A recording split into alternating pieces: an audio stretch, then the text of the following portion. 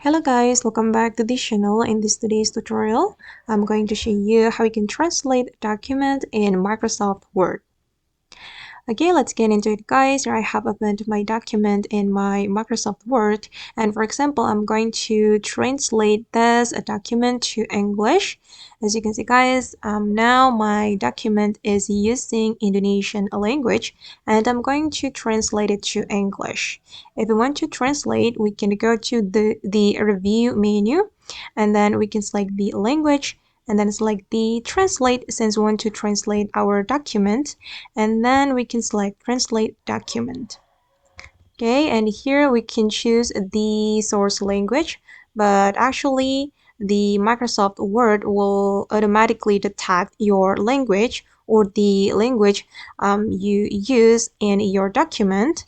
And then here you can choose the target language, and since I want to translate my document to English, I'm just going to select English, and we can simply click on translate.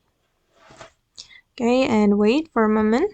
Okay, as you can see guys, that now the document has been translated to English, and the translation will be in new document, so don't forget to save your document.